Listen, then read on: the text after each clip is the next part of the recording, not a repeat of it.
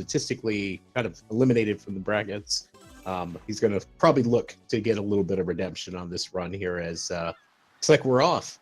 So we'll quickly kick this off here with Shantae waking up, and I'll briefly explain that both runners are running this in pirate mode, which is a new game plus format of the game where you kick off the very beginning with all of the pirate gear you would normally collect in a normal playthrough, which means that this is going to be a very, very fast run. We're going to start off with these risky boots charge as they start going through these soldiers. We'll see how many soldiers they opt to pick, where they're going to try to count on some RNG to give them an item or two, and they're ideally looking for a thing like a monster milk or a pike ball would be kind of preferable, at least in the early stages here. Yeah, for certain. I mean, the additional of having the pike ball gives them a couple of options in one or two few areas. The monster milk itself, although they may choose to hold it back, but most usually would go and try and use it with the ammo baron to take him down a cycle sooner. Considering ammo baron is pretty RNG, that it's usually a wise call. Maelin did get himself a pike ball there right before doing that first vertical section, as both runners are looking to use that at least the pike ball right away to take out that first bridge very quickly. It's a minor time save, even though you're doing a bit of a menu to get to it.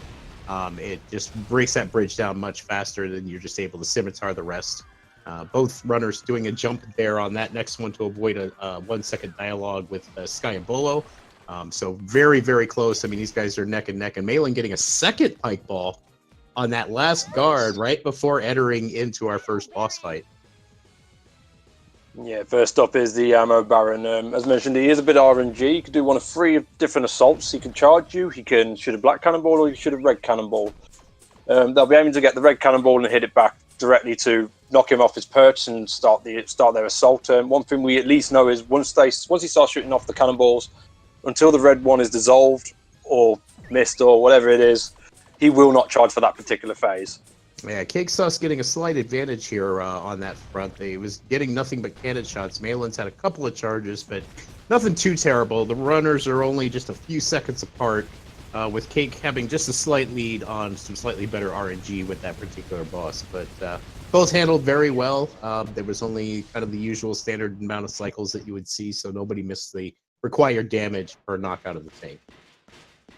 Yeah, at least the other one wasn't too troll. I mean, Cake got pretty much bog standard, as we'd probably say. Maelin not so much, but not far off. Only about 5 seconds between them, I believe. So yep. It's anyone's race so far, but we have only just begun. So let's see what goes. There's a lot more race to go, indeed. And right now we're just going through a bunch of story here. This game does take effect pretty much right after the events of Risky's Revenge. Shantae's been stripped of her magic powers based on the events of that particular game, and the Ammo Baron was actually granted the rights to Scuttletown, so he was just moving in when Shantae attacked him, which got her in trouble, gets her a court summons, and she decides she needs to go take a bath. Problem is, she doesn't exactly own one. So shout-outs to Trap Tub, as Risky has once again claimed her caught her unawares, and takes her over to Uncle Mimic's shop to basically accuse her of having kidnapped her men, has her weapons. Well, we can't really dispute that since we are in pirate mode. We definitely have her weapons. And this Cackle Bat, unfortunately, gets transformed by some purple miasma, and they would be taking this one out very quickly. Yeah, this will be the only Cackle Bat that they'll intentionally take on throughout this run, being any percent. They won't need to take any more out, but this one, I mean, they will pass a few, but they'll just let them do their business, and they do, well, Cackle Bat do their business, runners do their own. Yep. Yeah, we'll live and let live this particular time. You know, maybe if we do an all dark magic tournament or something, it'll be a different story. But for today, the Cackle Bats will live. So really quick story exposition here. So Risky obviously is not very happy about the events going on. Doesn't really want to work with Shantae. But we're gonna do her a solid. So quickly gonna visit Sky and say that we just want to do some reading since we're under house arrest, and we borrow her library card. And then we're popping into this save room here just because it is mandatory. If you don't do that save there, this red guard at the edge of town refuses to let you pass. So it's very mandatory that that is particularly done. We'll see if anyone employs any safety saves too, of course. But now both runners are making their way through Scarecrow Fields, and they're going to hit as many of these as possible in the hopes of getting a little bit of help from RNG. So far, not so good, at least for CakeSauc3. Yeah, unfortunately, scarecrows are usually pretty stingy for the most part, but sometimes they throw a little surprise out there for you. But yeah, there's two major items that they'd like to see, either a super pipe ball or a regular monster milk. Both of them very useful. One can help save gems, the other helps destroy bosses, essentially, Yeah. especially at the early point of the run. As you'll see CakeSauc3 in the sewers, what he's doing here is he's getting his head trapped in between the ceiling and the snakes, basically manipulating a multi-death aspect, and that actually gives them a potential of getting 3 drops per snake rather than just the one. But again, it's down to about a 50-50 RNG, and from what I saw, Cake did not get favourable. I think he only got one. Yeah, he did, and he had to go farm 2 more, and even the bonus snakes further in were being a little stingy with their wares there. He had to dive deep, so Maelin, fortunately, getting his 3 without any problem. It's going to gain a little bit of an advantage now from a timing perspective, just because of the better RNG on that side. Yeah, for sure. I mean, there's multiple points where RNG will play a factor, but nothing is really there that is that terrible that, you know, it's going to absolutely kill them or put them out of competition. So, I mean, some segments may play favourable to one runner, whereas others may play favour to another. So, yeah, we could see this run go back and forth multiple times. Yeah, the RNG does like to ebb and flow throughout the course of a run. You may start out really bad, but then get phenomenal mid-game to late where it really matters, or it could be really great out of the gate, but then you just go dry. And it's a pretty interesting run because you have to mentally keep track of everything that you're doing unless you want to waste time checking your menu. But at any rate, both runners currently getting they're turning in, well, using the library card with this old man here, who basically says, "Oh, you've got a court summons here. Let me just bury that under red tape, and we'll just kind of forget about that for now, and then take whatever you need." And so we're going to grab this first map and be on our way back out of there to town to kind of help out Risky. Maelin is choosing to use one of those bike ball drops on his way back, so that allows him to kill those orcs on the charge. You're going to see Cake most likely dodge him because you can't kill him with just the charge alone. You needed the extra damage from Pike Ball to be able to one-shot them, so he's getting some really good gem count at this point. He hasn't gotten... Oh, there's a Monster Milk drop and a regular Pike Ball for Maelin on the way back as well. So he's sitting really good right now. I mean, RNG has treated him pretty nice. We'll see what Cake gets here, and then I'm going to have to keep an eye on what Maelin's going for shopping. After returning that library card, you get that $100, so you can immediately do some nice shopping right out of the gate. Yeah, for certain. I mean, the usual box standard first shop is a free set of flares and a super pipe ball, but considering he's already got that super pipe ball, there's a couple of options he could take. He could have just saved the 40 gems for a later shop potentially, but in this case he chose to pick up that additional super pipe ball that at least gives him additional safety for later on in the run for one of the later bosses. He doesn't have to rely so much on RNG that way, at least. Yeah, apologies. He did actually just get a normal pike ball through Scarecrow, so he did the standard shopping route. He went ahead with 3 flares and the super pike ball as a standard shopping route.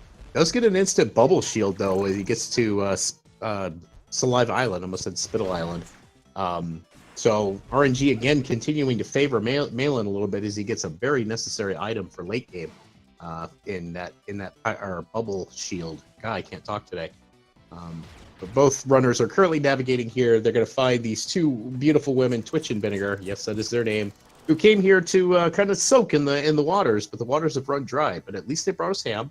And although Shantae is breaking a little bit of health codes in regards to food preparation by whipping it with her hair, we release that ham stink, suck it up, and then we're going to put that to an immediate good use.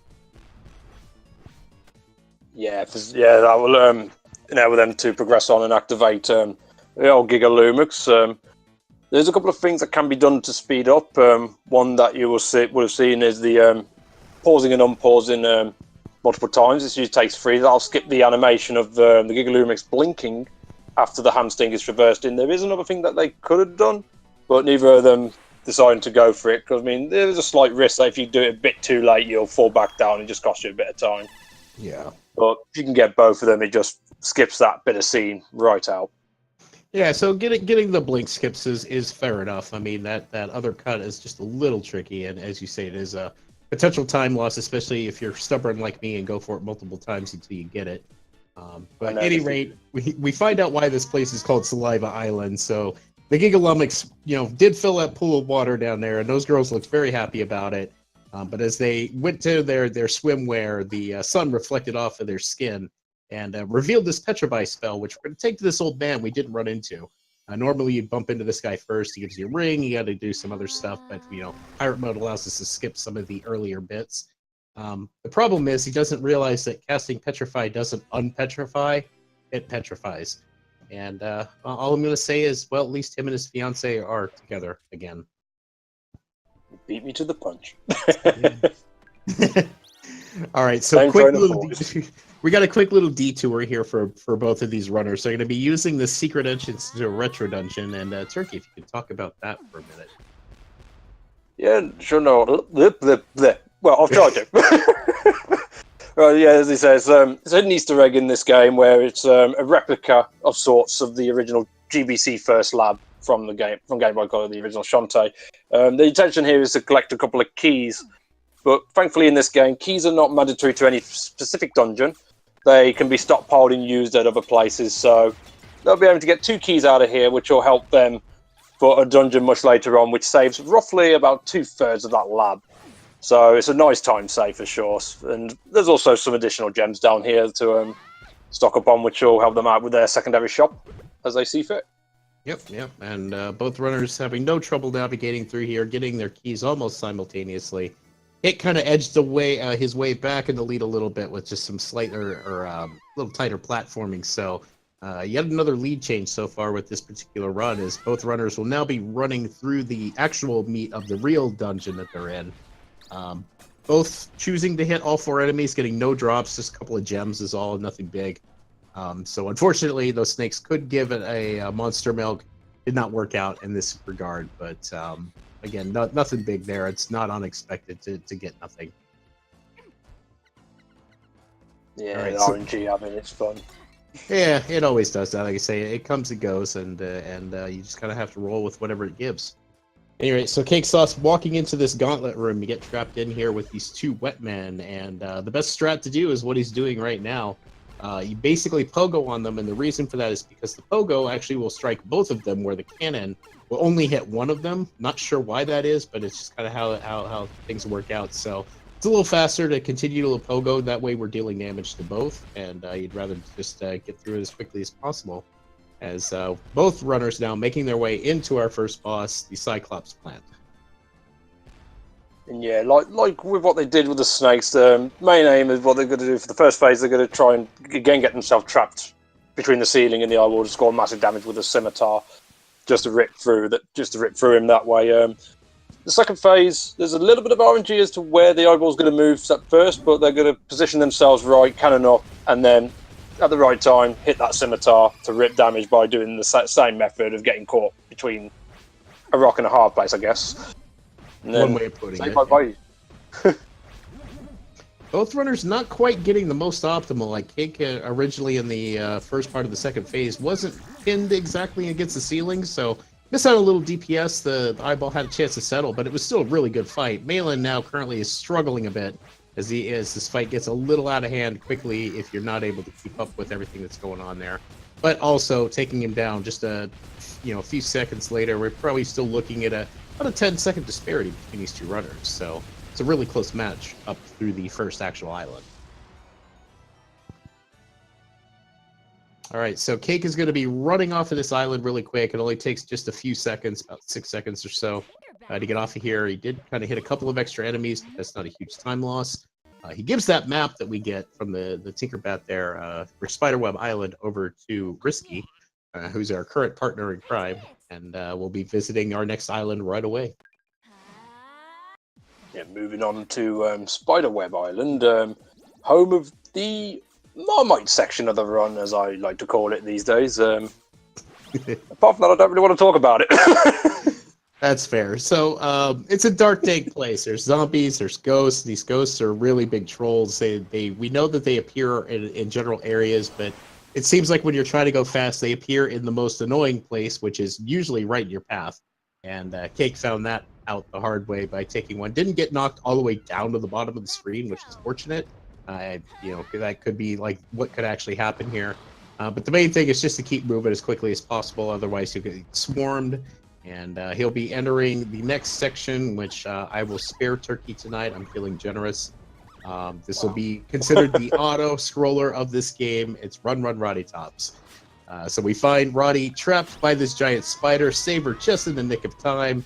To thank us, she now sends us through a 4.5 minute, if done optimally, segment of platforming where you don't die, there's no health meter, but if you touch any of the monsters in here, you do explode Mega Man style and have to restart the room in which you took the hit in. So it's a one-hit KO section with some really fantastic music. It's a shame that this is such an annoying section. So right now we're going to see how Gatekeeper treats him. Cake, it did not make friends with Gatekeeper. Only took one hit though. Oh, and he's employing some relatively new stress with that little hop in there to get the tongue skips. It's the first person I've seen do those. So yeah, I'm not sure what it's like for time save. I've not actually checked that out, but it's a fancy way of getting through there. But yeah, there's not much in the section that you can do to truly speed it up. I mean, cutting past those tongues is one thing. As you may know, CakeSauc3 doing that little shuffle in the next tongue room that manipulated the bottom tongue of that room to activate, so that we wouldn't have to wait around after cutting through. Apart from that, you're pretty much just getting blocked by these, as Nori says, like Super Mario World spike pillars that have just decided to jump into this game just to make our lives a living hell. Oh, sorry. No, I'm joking. But yeah, there's plenty of things that they'll come across in here, ranging from the licky tongues as you saw, to the grabby hands, a couple of crazy tombstones, and Maelin getting drilled by one of those spike pillars. He was trying to beat the cycle, but just wasn't quick enough. Sorry. Fortunately, that particular one, because the spikes are on some form of cycle. I mean, even if you go for it and get caught by that first spike pillar, it won't really kill any time from you. You may lose a second at the most. Yeah, that being the first one is. Yeah, that's better to take on that one. CakeSauc3 currently dodging these tombstones. The advantage is, as runners is we know exactly which one of those tombstones can move. The problem is we don't know when they'll move, if they'll move, and what direction they'll move in if they do so. So it's just better to jump over them and not chance it, because they can get you out on a moment's notice without you paying attention. And he got through there no problem, didn't have any potential hugs of death as he enters the room with the hug and kiss robots, who seem to have quite the infatuation with our duet here. They're basically trying to give Shantae and Roddy a bit of a kiss and a hug there, but we really don't want a piece of that. Oh, Maelin tried to out-juke the graveyards there, but got sniped. Damn. That'll hurt a little bit. It's not the hugest of time losses, but it's still painful. Whoa, and he almost got hugged again. That was scary. It's the RNG of these tombstones. Unfortunately, they can play about with you. I've noticed CakeSauc3 didn't verify his run with stage jumps, so for shame, my friend, for shame. And just to address something in chat, I don't remember swearing, but if I did, I sincerely apologise. I don't remember swearing, honestly, but yeah, that's my bad. I was never intended for it, so I do apologise for that. Oh, you're fine, and don't worry about it, Turkey. Let's see. So Maelin did not get his run verified to these stake jumps either. CakeSauc3, however, though, fortunate enough to find himself on the blessed end of having the gates of hell open. So he got to pass through that room with the Stevens there pretty simply. It wasn't too bad. He missed a jump there a little bit, had to wait out the cycle of those ones, but nothing too detrimental. Better to wait it out than jump up there and take a hit, as he's going through the longest room where everything is being thrown at you at once, and this is the most painful to take any sort of like hits in, because you have to start this room completely over again, and you really don't want to see that happen. So, I mean, getting hit towards the end of the final room could very well cost them about a good 30 seconds, and that's something you don't want to see, obviously. Yeah. Cake got lucky there. He almost got the hug of death, but only the left side had stood up and moved, and even though he went over the right tombstone, it didn't activate, so he was able to sneak out of there and survives the Run Run Roddy Tops gauntlet there, as Maelin did take an early death to a Steven there, but he benefits by getting the gates of hell open on the second run. So he's now entering the final room, and will be trying to navigate through here without too much trouble, and still keeping a relatively good pace with CakeSauc to this point. Yeah, so far it's going well. I mean, it can still go back and forth. We will see how RNG plays in that factor and how our runners adapt accordingly. CakeSauc's finishing up run, sending Rocky back to her home, who was, I just like to point out, was faking the fact that she was hurt or poisoned, and yeah, so we carried her for no reason, but it is what it is. I wouldn't say no reason. She just wanted to spend time with her best friend Shantae. Very true. That's a good question. Does it smell? Well, I'm pretty sure it smelled on CakeSauc's side, but we'll see if maybe Maelin's a little lucky and it doesn't smell this time. Probably does, though. The game seems to think it's very important that we know that the shriveled thing does indeed smell, and the fact that we can't skip that little text dialogue. That thing just sits there until it goes away, and then you're able to skip the very next text box that comes from Shantae. So, any rate, we got CakeSauc currently going through the skeletons in the next dungeon or Den of Evil, Cackle Tower, and will be making his way towards the Batgirl. So, Turkey, if you could talk about that for a second. Yeah, sure. I mean, there is a couple of keys that that you can get during route to meet the quota that you require. One was back in Spittle Maze, but this is usually the key that most runners go for. Both of them relatively similar in time, but this going here gives you opportunity for a couple more drops, and the main purpose is for the Bat Lady herself. She has the potential capacity to drop you a Super Monster Milk, a Super Pipe Ball, or a Pirate Flare. The Super Monster Milk is the most ideal. However, any of those drops will still prove to some use. I wonder if you're going to have flare luck from one of them, maybe.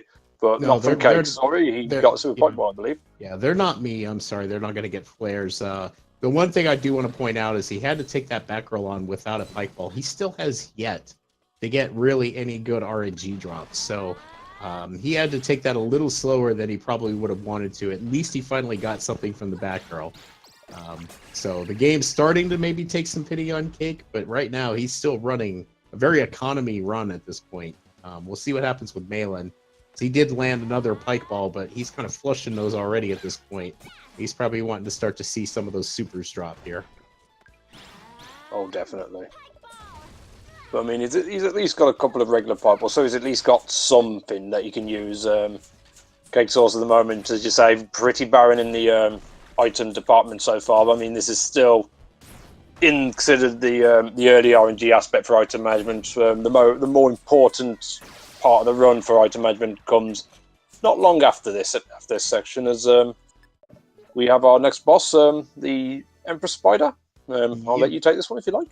Yeah, we'll point out really quick that Maelin channeled me and got himself a Pirate Flare from the Batgirl, but you'll notice on CakeSauc's screen there, this fight is, the only way to really do this quick is exactly what you're seeing there, and he's doing a great job of staying in that hitbox. So what he's employing in that is when you take a hit, right before you take a hit, I should say, whipping your hair will allow you to actually just get stun locked in the air instead of taking the knockback animation, and that recharges your jumping and your cannon strikes. So employing that, CakeSauc was able to hover right in her hitbox, let that super pipe ball really go to work, and the hair whips obviously being the extra one. It's a bit of a risky strat. As you saw, he entered with full health and ended that fight with a single HP, 1/4 of a heart.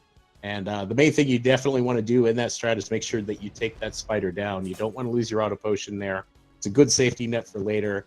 CakeSauc definitely had himself a phenomenal fight there. I think I only saw one slip out, and otherwise it was pretty clean. Yeah, no, it was nicely done. Yeah, so you could always run the risk of losing your auto potion, your safety net at that point, going for the fastest strats. So thankfully he didn't end up losing it. I would at least like to suggest, because to be fair, we've seen that Pirate Flare drop so many times. I think we need to reevaluate the drop table. Yeah, I think it wasn't terrible to begin with, but I only killed 100 when I was coming up with that. I don't know. So yeah. You know what? I happened to miss.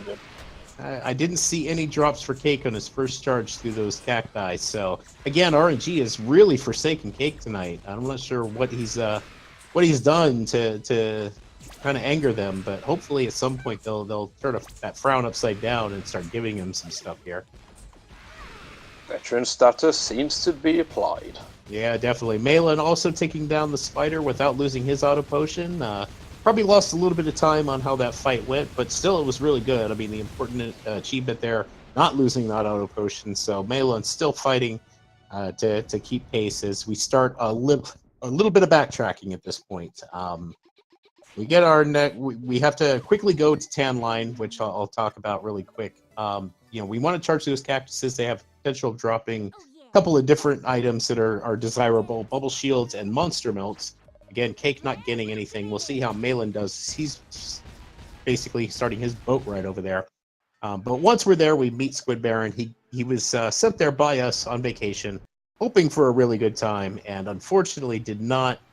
We didn't realize, hey, it was the off season. So there's really nothing fun for him. So he hands us his X-ray specs, sends us on our merry way as he goes off to ponder his existence in this game. And yes, he does break the fourth wall quite a bit. So now we're on a trek to go find these sarcophagi and start to gather pieces of code that we'll need to progress forward. Maelin denied drops of his charge as well, as Shantae now goes to visit Sky.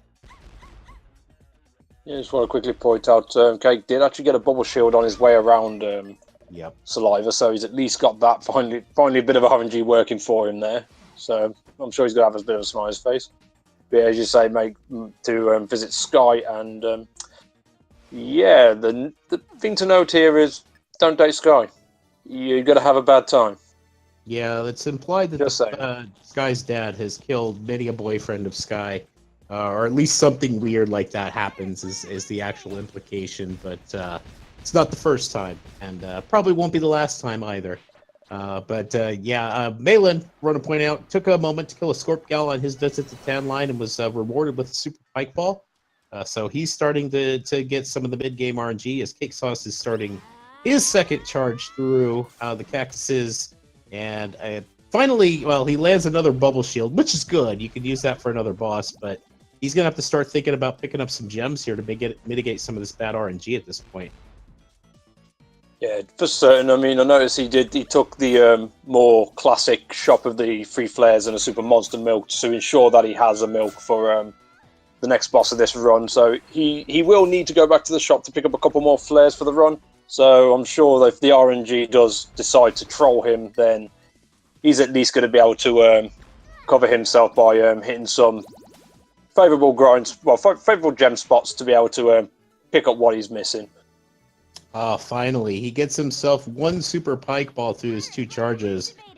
He barely got some pike balls too, but he's starting to, I think, break the seal on that RNG cap that was on him, and hopefully can continue that as he goes on further. But he's still a little under-equipped, I think, that anyone would want to be at this point, as he got his final code and is now currently working on gaining access to our next location, 10 Line Temple. Turkey, if you could talk about Metal Gear Shantae, since you made me talk about Run Run Roddy Talks. I didn't make you talk about it. You volunteered. What a way to throw it on my shoulders, damn it. Anyway, Metal Gear Shantae, the stealth section of the game, implied by the title. I keep doing that for some reason. But obviously, they don't want to get caught. There's going to be several guards that are going to be turning around back and forth, trying to capture them, and hopefully they won't get seen, because unlike Run Run Rocky Tops, if they do get caught, they won't get sent back to the beginning of the area they're in. They'll get sent straight back to the beginning of the section when it can cost them a lot of time off of their run. So hopefully that will not be the case. This is also the temple where the stockpile keys come into play, as mentioned earlier. Because of it, they've already got 2 keys entering the area, and they'll only need to get 1 more key to be able to finish up and release a couple of familiar faces.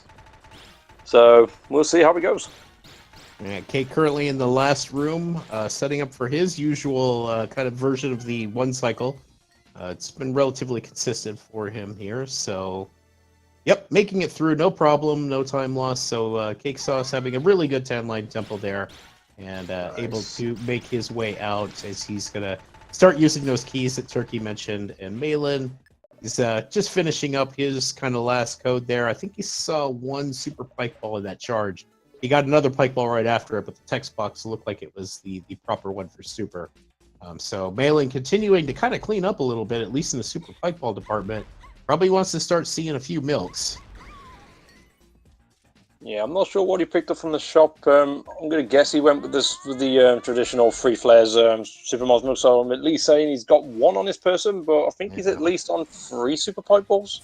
Yeah, So he's definitely good. in a happy position there. Yeah, unfortunately, I missed his shop too. I was kind of keeping an eye to make sure that CakeSauc3 was making through tan line, no problem there, as he releases our last friend there, and all of our friends have been basically put in here purely on accident. The people here all mistook all of these ladies as the temple's princess. Well, there's her visage in the background, and the princess has been missing for a whole whopping 30 minutes because she just wanted to go get some French bread. So these guys kidnap people, and he says it happens all the time. Maybe that princess should think about not going to the store if people don't want to be kidnapped. I don't know. Or at least do the honorable thing, and so like I'm just popping out to the shops. That's all it takes. Yeah, it could be. It could be on the princess for not telling her people where she's off to. But apparently they panic after only half hour. It's still, there's still some fault to be had. I think on both sides there. Oh yeah, definitely. A little communication goes a long way. Yeah. Right. Neither runner opting for those gems that are above that key that they picked up in Tan Line Temples. So I'm a little surprised that Cake maybe didn't go for it. Again, I think he needs a little financial help to get himself through some of the RNG woes that he's experiencing. Maelin currently working on his last room of Tan Line Temple, taking it very safe. In a race setting, I don't fault him. Again, the time loss in this room is significant. So having any one mishap costs you a significant amount of time. When you're not paying attention or know where your opponent is, it's better to just be safe than sorry. As Cake is now in the catacombs and working his way down the purple block room here. He's not going out of his way to do much. He did not go for the other key. He went straight down. Did get himself 1 monster milk from the cacti in the purple block room. And we'll see what the Scorp gals give him as the cactus deny him in this gauntlet. Yeah, at least he's got 2 milks to work with, so at least he's got the next 2 bosses covered. Hopefully the Scorp gals are nice. Yeah, the Scorpions dropped 2 super pike balls as well, so he's starting to get a little bit of ammunition here. He's a little under on the milk department, but he can make do with what he's getting right now, which is good. He unfortunately missed the 1 cycle crusher there, bonking his head by activating the charge just a little early. Not a huge time loss, like ducking into that alcove, but he's fine. Yeah, we'll see how he handles his items. I mean, if he wants to be risky, he may consider going 1 milk less for one of the bosses and just pick up 1 more milk as he gets additional flares. But that will be determined as he's going to be fighting good old Squid Baron here. Thankfully, we know Squid Baron does work on a script. He'll follow the same pattern every time, and ideally they'll want to beat him before he starts his eating phase. By doing that, they can at least, be able to manipulate Squid Baron's cycle for phase 2 to be able to begin on the eating phase, which our characters will be able to do more DPS per second versus the Squid Baron's healing factor.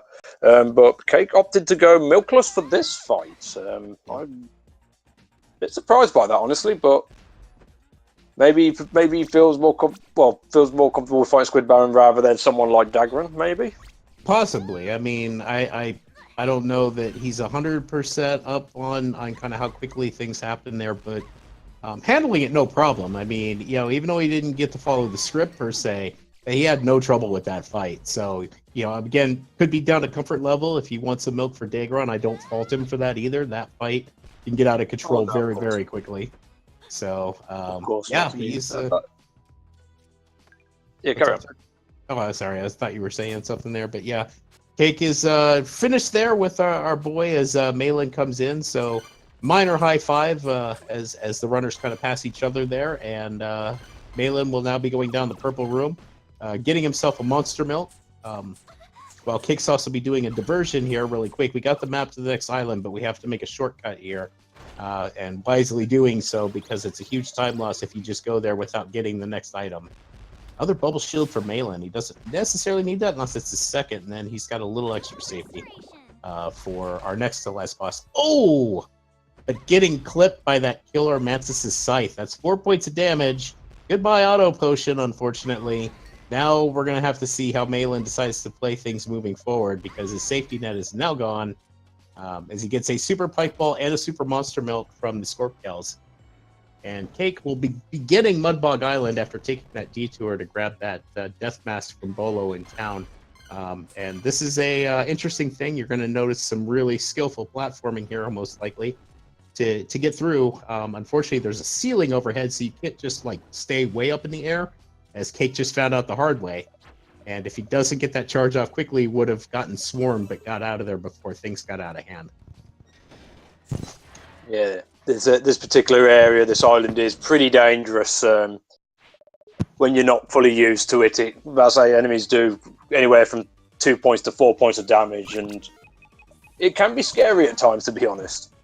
I mean, he's still got his safety net, he's still got his auto potion, so he should be okay going through. Apart from that one bonk, though, I believe Mudbog was pretty good, unless I missed something, as he'll be making his way through the Village of Lost Souls to collect a couple of coins. Frankly, I remember they're coins and not keys, but still. Yeah, they've got to collect three coins. I'd nearly say keys. Sorry. They've got to get 3 coins in order to play a minigame known as Heads and Tails. Plain and simple. A big RNG section of the run. Nori, if you'd like to take that one. Yeah, I'm actually keeping a close eye on Maelin here really quick as he's finishing up Squid Bear in there. He used the full Super Monster Milk Super Pike Ball combo. Kind of got lost in where he was on the script and took a hit there, but fortunately having no problems. But yeah, as Turkey was talking about for Cake Sauce here, going through this village, collecting these coins, and we'll be playing a quick little game of Heads and Tails with those 3 rather chromatic people there at the center of that town. And that's pure RNG, unfortunately. I mean, again, just like a real life of Heads and Tails, you get to flip a coin, and you got to guess which one it is. Ideally, what we want to do, because it's the fastest, is just continually go for heads. The gamers will determine if that will fly or not. The good news is that if you fail 3 times, WayForward's put in a little bit of a safety net, and after that 3rd failure, the 4th game, no matter what you pick, will be the correct one, and they'll let you pass and move forward in the game. So you can't be stuck there forever, which is a nice little thing that WayForward did for us. Yeah, I'm going to call heads just because I want some good RNG to happen, and I'm praying to God he doesn't get absolutely trolled now because I said that. Yeah, hopefully not. He did take an opportunity to use that grind spot in the vertical ghost room there. There's 30 gems in that wall, and shooting 3 times will break the pots. You're able to suck them up with the lamp. So he hit that one time both ways through, leaving and going. As he's getting trolled a little bit, looks like at least he didn't get past Green Gamer, and then Blue Gamer just gave him 2 more tails. So he used the safety net with, I guess you wouldn't call it bad RNG, but it's not the most optimal that you can see. Yeah, it looked like it was about a 7 rounder, so not too bad, to be fair, when it comes to the gamers. You know, Maelin having a little trouble in this low ceilinged area as well. Fortunately, not getting swamped. Yeah, it could have gone a lot worse for him, but getting out of there before things really got out of hand. Let's see how he finishes off his charge, as Cake Sauce is currently getting the Manly Musk.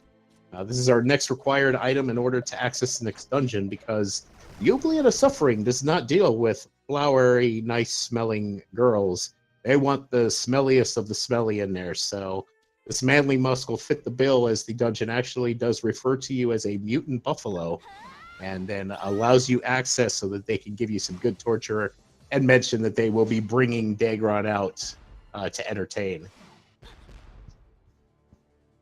Yeah, Dagron's back on Dagron as well. Dagron is a barrel of laughs, but this Den of Evil, the UBS of Suffering, thanks to the risky shuffle, is pretty busted open. Once they've made their way to the centre, they'll use that risky shuffle to their advantage, essentially skipping a good 80 to 90% that this lab actually has to offer. It's also quite funny considering the risky boots in a normal mode run is actually picked up in this temple as well. So they just will be able to bust their way through to make their way to Dagron. As mentioned, he's not too bad overall in general, but there is a thing with him where the more damage he takes, the faster he becomes. If you're not careful, once he knocks you down when he's going fast, there's a very good chance he'll start to swarm our runners and essentially start ripping their health open pretty badly. Yeah, it's bad to have that happen late fight because of that how fast he goes. If you miss and get knocked down, and you're going to guarantee to take a second hit there.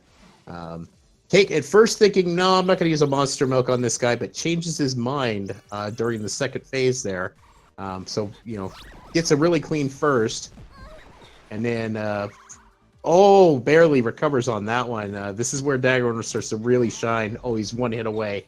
So it's a 4-cycle for him with a super pike ball, regular monster milk. It's not the most optimal fight, but still handled very well. And again, Cake is going to move forward with his safety net intact. That was kind of the next danger spot. Well, this whole area basically could be a danger spot of losing that, as Maelin is currently doing his game of heads and tails right now. Yeah, I'm gonna guess based on his gem count, he's probably keeping in mind that when he goes to his final shop for the additional flares, he's probably going to pick up another milk there, and possibly some potions for animation skipping as well. So there's a fair call to make there. I mean, if you know you're going to pick another milk, you may as well go ahead and use one. And yeah, you're right, Slayer. That scoregoal's totally not Roddy Tops. Not at all. No resemblance. Nada. No, Zip. Nothing. No, that's who we refer to as healthy tops. So you're absolutely right. That is not Roddy Tops at all. All right, so Cake is currently leaving. He got the this lost soul from the Shadow Gentleman there, and we couldn't flare out right there because that particular area is considered indoors. You can only use pirate flares when you're outside, so we had to actually traverse back to the entryway to be able to flare back to Risky's ship. And CakeSauc3 will be making his way to Frostbite Island, so we go from very hot to extremely cold in a matter of minutes. And at this point, Cake might entertain the idea of hitting a wolf or two.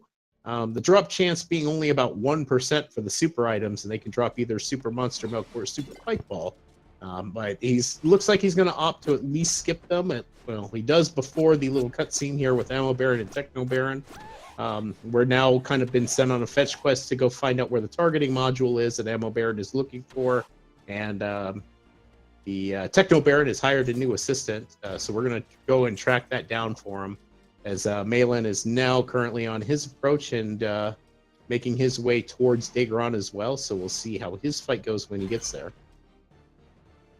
Yeah, we're curious to see if any of our runners are going to entertain the idea of attempting the APJ, or as we know, the Auto Potion Jump, one of the most recent strategies, or tricks that was found, sorry. I'm going to guess not, but and I can't say I blame him because it is a big risk to take.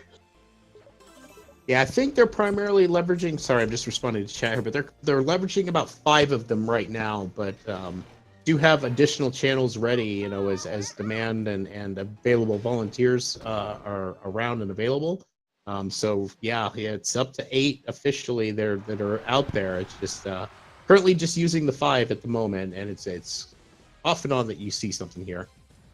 All right, so here we go with Maelin, who's opted to use a regular pike ball and a regular monster milk. So hopefully he doesn't have too much trouble here. He's didn't get him on the first one as Dagron goes short, but did knock him down on the second one and the third one so far. So he's getting some damage in there, but this fight could drag on a little bit. I did not mean to use that pun. I'm sorry. Maybe I did. I don't know. He's taking it very safe, though, by not kind of challenging. He's going outside of those pillars, which I don't blame him, and handling that fight pretty well considering the low resources. As Cake did skip past the auto potion jump spot, so don't believe he's either practiced or knows of the trick at this point. But we won't see probably an auto potion jump for this particular race. Yeah, probably not. I mean, Maelin has unfortunately lost his auto potion as well. But CakeSauc3 has got through Propeller Town pretty flawlessly, to be fair, from what I can make out. It looked like he pretty much missed nothing, so nicely done. I mean, it's a very great section as well to see how the pirate equipment meshed well together. Just the fluidity is awesome. Yeah, it just makes that so smooth when you're able to do things properly. So after meeting our good pal Bolo there, gives us the targeting module as requested. We've got to do one more little side trek. So we're going to take this lost soul that we picked up from the Oubliette of Suffering and the Shadow Man and bring it back to our zombie friends, because who better who better would you know that knows about dead people and things that are dead. So hopefully they can help us out to identify who this might be. And after a little brief conversation, we find out that that soul is indeed the soul of Joe, the boyfriend of Sky, who got turned to stone by her father, as he will quickly turn in that death mask for a free pirate flare. It's just so we don't have to buy one. It's kind of a nice little trade. It's very, very quick. So that makes sure that we have the last flare that we'll need to be able to get through the run as quickly as possible. Did it have to be Joe? I'm afraid it did. I mean, how many other dead people are there? I mean, we could have gotten the old guy or his fiance from the beginning of the game. I guess it could have been them, but in this case, it's Joe.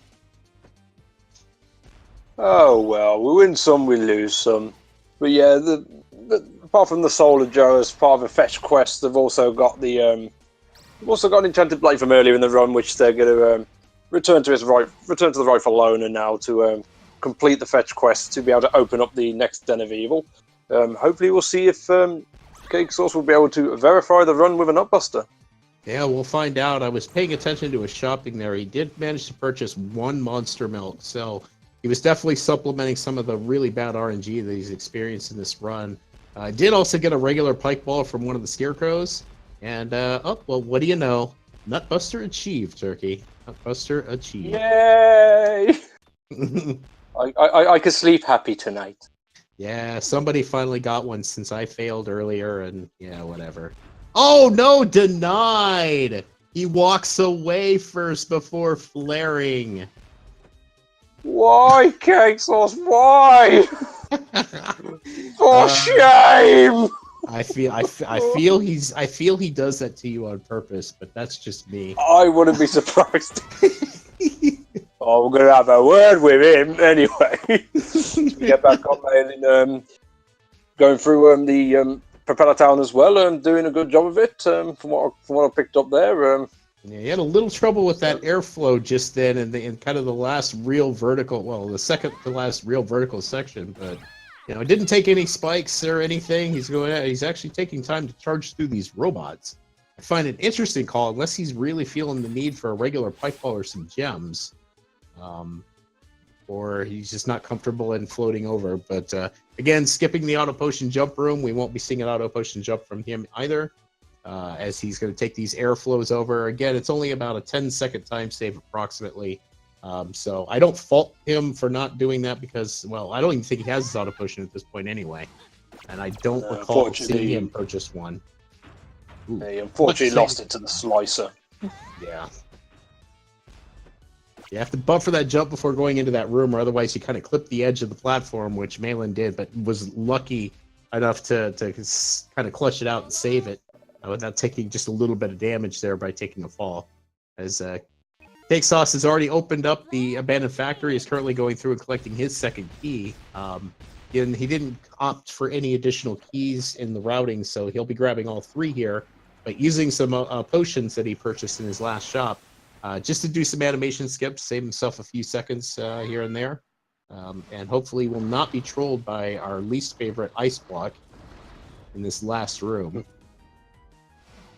Yeah, fortunately, having an animation skip for that key in particular, because the ice block works on a global timer, more times than not, it will at least be out your way. So it's always wise to keep an animation skip ready there. As next boss, the Steel Maggot.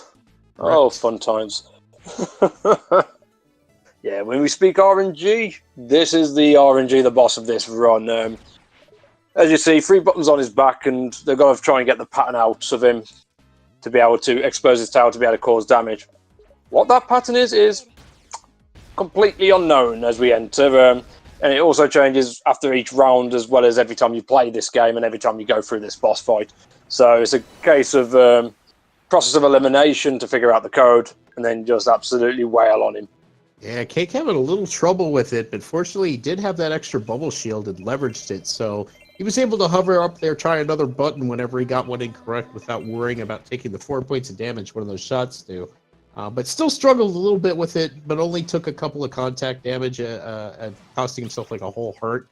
Not terrible fight. You'd like to see better, but the codes were a big driver for kind of how that fight went down for now.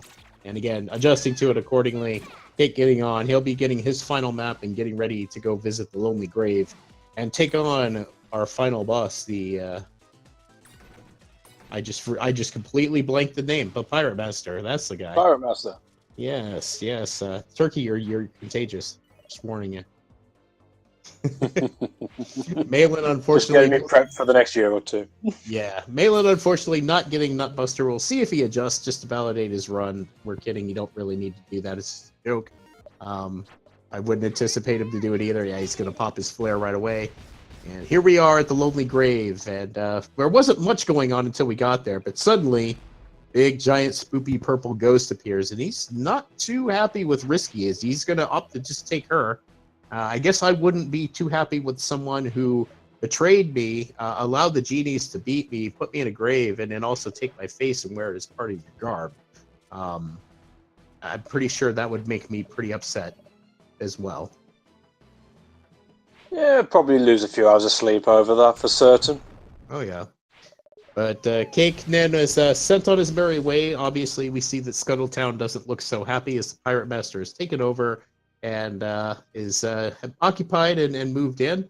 CakeSauc3 is doing his final charge over to Pirate Master Palace, where he will be looking to do his ascent. And this is one of the exploits of the game that we will be leveraging, rather than going through some rather difficult and painfully hard platforming segments.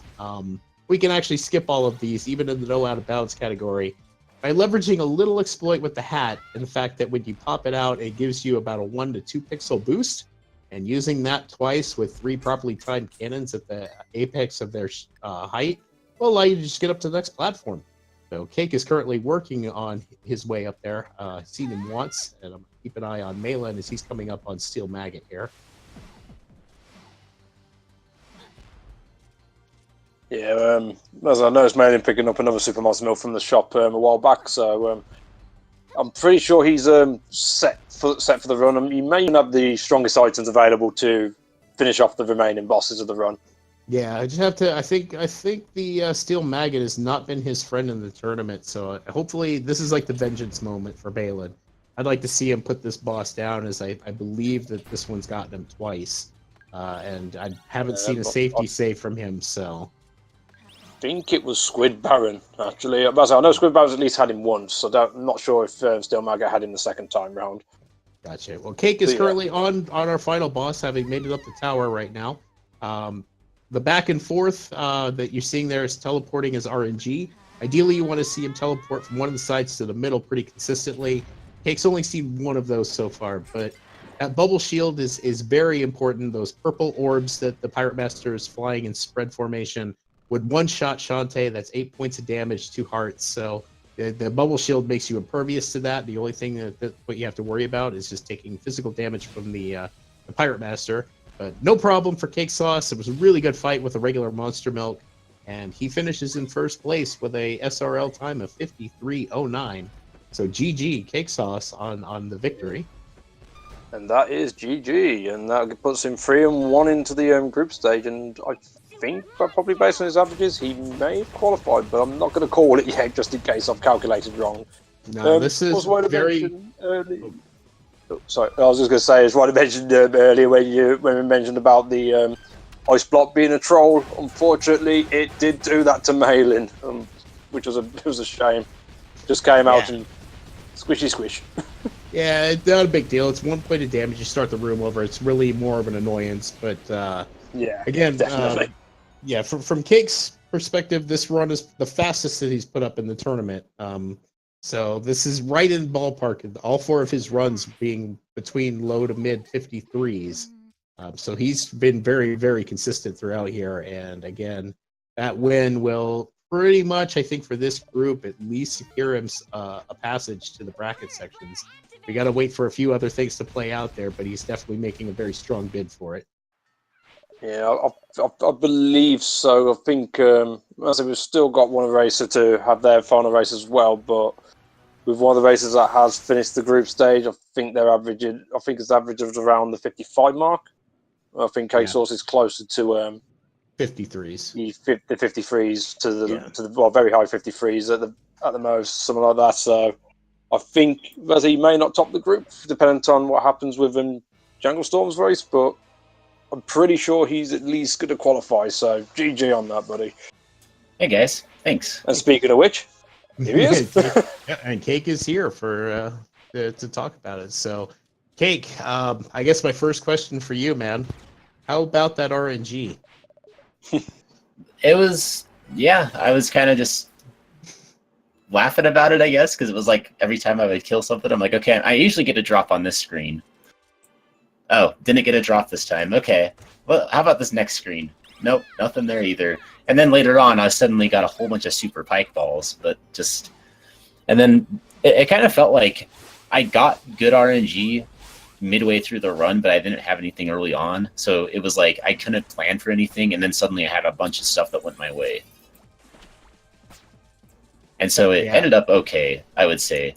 And then I jerked out, and I forgot that I bought a super monster milk. And so then I was thinking that I was gonna need to buy an extra one for later, but then I didn't need to. So that kind of made me laugh.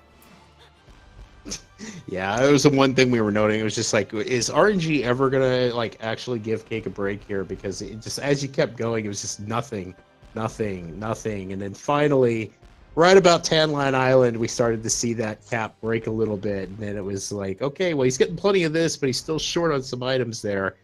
So we had to keep a close eye on what you were doing from a shopping perspective, as we realized you were going to have to supplement some of the lack of drops that you'd received up to that point. So yeah, for well sure. done, though. I mean, for bad RNG and getting a 53, that's really solid. I mean, you know, obviously you knew like some of the gem locations, and were able to supplement a lot of that bad stuff. So fair play, well done, and congrats on being extremely consistent with all your races throughout this tournament so far. Well, thanks. Yeah, definitely. I mean, you've officially reached veteran stats with that type of RNG. But apart from that, yeah, I mean, you pulled off your fastest run of the tournament so far. So, and as Nori mentioned, you've been keeping pretty consistent throughout. So far so good. Was that my fastest with that luck? Man. Yeah, it actually was. We believe so, 53, 56, 53, 13, and a 54, 41 so far. So Gotcha. This 5309 officially from SRL is your fastest of the tournament. Well, I guess this was one of the few races I didn't get caught by the guards in Tanline Temple, so I guess that helps out. Yeah, that definitely matters when you lose upwards of a minute there. And we're going to keep an eye on Maelin here. He's just gotten up to the Pirate Master. He's taking him on. He's got full complement of Super Pike Ball, Super Monster Milk. Shouldn't have too much trouble here, although I believe he's still without an auto potion, so he's got to be a little cautious. Oh, where did he lose that at? He lost it in the Gauntlet Room in category, the Killer Mantis. Okay, yeah. I've lost it there many times. Well, 4 points of damage out of nowhere. It's not surprising, and if you just make one little mistake, he'll get you. Well, fairness, from what I can remember seeing of it, it didn't actually look like it hit him. I don't know. I don't know how it looked on your end, but no, that hitbox is strange. I'm not gonna lie, that hitbox is very strange. It looks like you're nowhere near it, and that thing still finds a way to hit you. I've lost many a run to a Mantis, either in any category, especially 100% normal, because you have to deal with a few more of them, and that was kind of painful. But Maelin, congratulations on finishing his run. Official SRL time, 58 minutes and 18 seconds. Definitely the fastest time he's put up. And that might be... Nah, it couldn't be. I was going to say, is that a PB?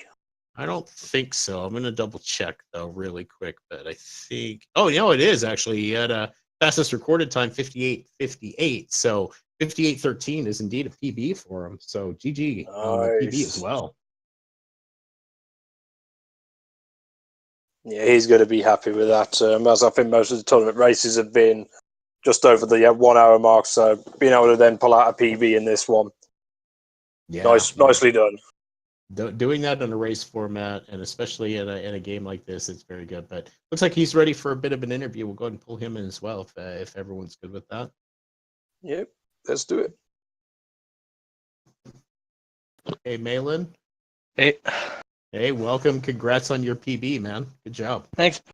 That was, oh man, Once I saw my, I was looking at my best possible time. My heart was going so fast during that whole like final section.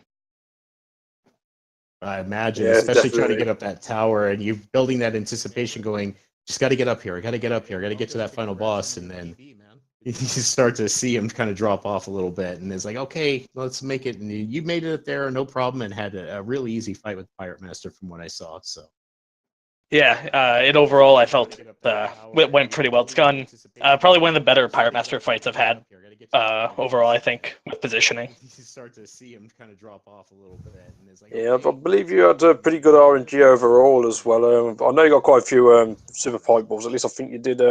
Unfortunately, Bat Lady gave you the flare, so I'm not sure how you felt about that at the time. Yeah, at the time I was kind of like, oh, I'm not sure what I'm going to do about that. But then I thought about, not getting a flare, or if I get a flare, that's 30 gems I save later down the road anyway, so I just need to adjust my flare route. So I just made sure during a later purchase I only bought 2 instead of 3. So I'm not sure how you felt about that. That's fair enough, fair enough. But yeah, that's two runs fastest times in the tournament as well. So again, GG to both of you. yeah. Yeah. Good game, Maelin. Nice job on the PB. Thanks, Cake. That was a really fun run. So you got the flare from the Bat Gal, and that was the first time I've ever had a run where I didn't have a pike ball to fight the Bat Gal. So interesting stuff. Yeah, for all the bad RNG you were getting, Cake, Maelin was actually getting pretty decent stuff that he was able to leverage. I mean, we were making commentary of it the whole way through because it was just interesting, and we weren't saying like, "Wow, I hope this turns around for Cake." We were, but it's like, when does it start? Was the bigger question on our minds. Like, when did the drops start happening? Because from what I remember, I don't think you got anything until after Cackle Tower. I got a super pike ball from the Cackle Bat. Or the Bat Gal at Cackle Tower. Yeah. Wait, they can drop items? I'm just going to start making up that they can drop items. How about that, Turkey? Yeah, there we go. But yeah, I got a super pike ball from her. That was the first drop that I got that I was kind of like, oh, nice. Or there's one thing I did want to ask you, Cake. Why did you walk away from Nutbuster? Oh, here it comes. Wait, which one's that? Yeah, there we go. At Branson. Cutscene. Yeah, the Branson cutscene. Oh, I always hold left when I'm like ready to use flares so that I can see the animation of when Shantae can move so that I can do my input right away. That's just what I do. But yeah. Which one's that? Nutbuster. I'm sorry. Oh, well. Maybe I should hold right instead. Oh, well, if you had held right in this instance, you would have missed again because you were lined up perfectly, and I was going to make Turkey very happy until you walked away, and I basically called it as being denied the trick. So Turkey was very, very sad. I'm sorry, Turkey. Accept my apology, please. Yeah, no worries. I'll return it in kind. Should we cross paths in the bracket stage? Maybe, I don't know. But any other final thoughts from either of you about your run? I'm sorry, Turkey. Accept my apology. I felt I played well-ish for once, so I'm happy about how that went, and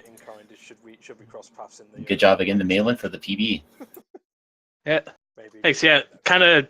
I guess my thoughts are kind of the same, where I felt like I actually played well, because I felt like throughout the tournament my play itself has been sloppy, and I felt like kind of pulled it together for this for this final one. Yeah, it looked really, really good. Like your boss fights were a lot better than prior, so it was really a testament to some improvement I think that you probably put in or practice for. So really good job, and we hope to see you continue to grow and run the game. Really enjoy it. So greatly appreciate everything that you've done throughout here and participating as well. Again, taking an 0-4. I think you're probably not going to make the brackets in this regard, but it was really fun watching you race. Yeah, I don't know how that works, but yeah. You never know. Anything could still happen. But give both of these runners a follow, CakeSauc3 and Maelin, both fantastic streamers and speed runners. So definitely check them out and show them a little bit of love. And additionally, also follow my partner in crime here in the commentary booth, TKY619, Mr. World Record holder of Shantae the Pirate's Curse, most categories. I won't say all, but most. And a very good gentleman and scholar, in my opinion. Agreed. Additionally, also follow. Oh, thank you. You're so welcome. Sorry, it's a little touching. Yeah, I'd like to say, be sure to follow my co-commentator as well, Mr. Nori Maki. Been running the game for quite some time now. Very knowledgeable man. I consider him one of the gurus of this series. And above all, very pleasant guy to watch and to be around. So be sure to show the love to everyone around here. Yep, definitely. Quick update on Shantae and where we're at. Lock Madonna is slated for some double duty tomorrow. Our next race won't be until 9 p.m. Eastern Standard Time tomorrow, but it'll be against Amethyst SPR, and then following right up at 10 p.m. EST. He's got Rogue Link as his partner. So again, we're going to be kind of getting a lot of races in here in this final week of the group stages. So as everyone kind of finishes off and gets us ready for the upcoming brackets, there's going to be quite a few more races to be done. So definitely keep an eye out for those 2 races. We also have one on the 17th of April, 7 p.m. Eastern Standard Time, where Cabbage Game will be going up against Kid of Seth to kind of get their 3rd runs out respectively and completed, and then we'll be looking for the Mamgar and Kid of Seth and Mamgar Cabbage Game head-to-heads as well. So I think that's it, unless anyone else has any further commentary. Nope. Thanks again for doing this. You guys all have a great evening. Yeah. All right, you guys as well, and thank you Speed Gaming for hosting as always. Greatly appreciated. And we will catch everyone else later on. Have a good night. Yeah, take care, guys, and cheers for stopping by, and have a good night.